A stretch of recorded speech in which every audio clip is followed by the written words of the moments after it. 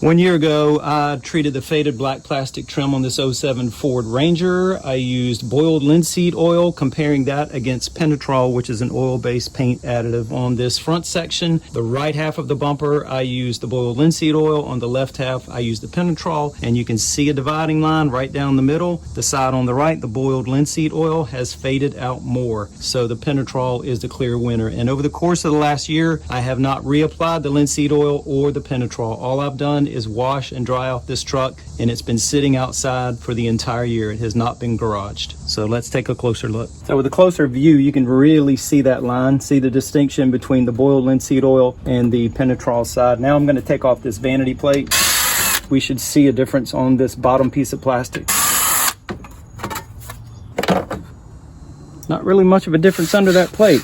I thought maybe the plate protecting it from the sun would make more of a difference than what it did. So now let me reapply some of the boiled linseed oil on the right, Penetrol on the left, and we'll see just how much each one has faded over the course of the last year. Each one of these products has a warning that you should use some type of protection for your hands. So I have latex gloves on. I suggest you do the same. I'm gonna shake both products up a little bit.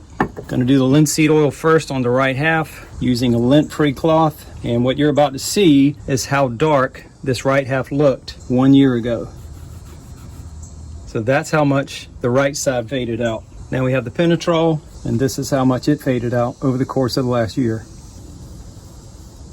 which is a decent amount, but nowhere near as much as the linseed oil. So that is how dark this whole bumper used to look. So if you use the Penetrol, the difference between this and this is about the amount of fading that you can expect, or at least what I experienced over the course of a year without reapplication anytime throughout that year. Now I'm going to do the whole bumper with Penetrol. If you haven't seen the original video, I'll put a link right now in the top right corner of the screen. Just click on that and that'll lead you to that video. And as of right now, that video has about 185,000 views, which is a lot for me on my tiny little YouTube channel. So it's been pretty popular. And there have been a lot of comments on that video with people suggesting things that they have used to restore faded black plastic, such as transmission fluid, baby oil. Several people mentioned something called Cerakote, C-E-R-A-K-O-T-E, I believe is how you spell it. That's a ceramic coating, and they said that did very well. And right here you can see that even though I'm trying to put Penetrol over the side that had the linseed oil, it's not soaking in as well on this right side. So the linseed oil is actually preventing the Penetrol from penetrating into the plastic. So that's a big negative against the linseed oil, and just reinforces that Penetrol is by far the clear winner and the better product to use out of these two, at least in my experience.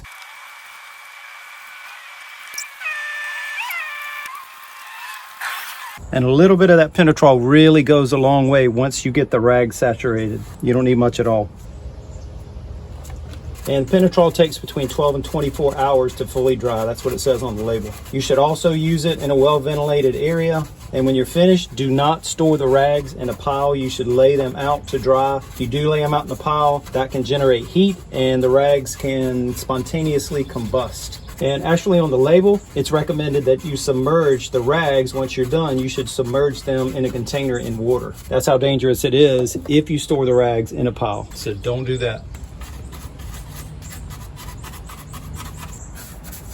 We have another example of why the Penetrol, which is what I used on the left side, is a better choice than the boiled linseed oil. You can clearly see that the right half done with the linseed oil, that has faded more. And let's see if the same thing is true with this. I'm going to swipe it right across and see if I still, with the Penetrol, cannot get it as dark on this side as I can on this side. Is the linseed oil going to block it?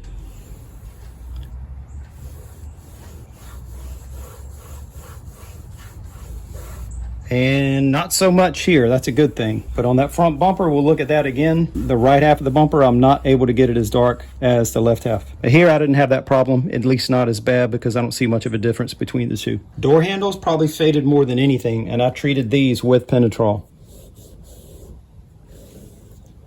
And now here's the rear bumper, and that faded out quite a bit also, but nowhere near as faded as it was before I put the Penetrol on it this time last year. So what did we learn over the course of the last year? Does Penetrol fade out without reapplication? Yes, it does, but the boiled linseed oil fades out a lot more. And actually, once again, I'm trying to reapply Penetrol over the section that I used the boiled linseed oil on a year ago, and it will not penetrate. I still have that dividing line, so I'm probably forever going to have that. And if you still choose to go with the linseed oil, make sure it's boiled linseed oil, because that is going through a process that allows it to dry faster than raw linseed oil, so make sure it is boiled. And actually with the Penetrol contains linseed oil. If you look at the list of ingredients or the contents, and that's the Spanish side, contains naphtha, which is short for naphthalene. That is made from coal tar, also alkyd resin, and right there, linseed oil. So it's not like we compared two things that are completely dissimilar. Penetrol contains linseed oil. Penetrol, as you saw, and for the last time, did a better job, dried faster, and that is what I would recommend.